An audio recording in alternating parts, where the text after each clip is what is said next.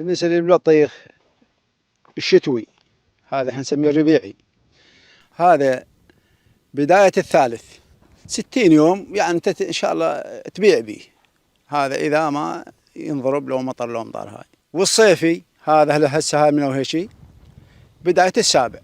والله إحنا نبيع بالقرنة، تجينا تجار يجونا من أهل البصرة، يجونا من أهل الناصر، من المدينة.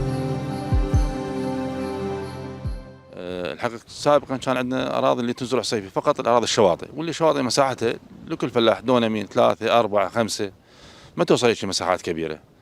المساحات ما توصل ليش؟ لأن كمية المياه اللي توصل للذنايب الآن تكون قليلة جدا.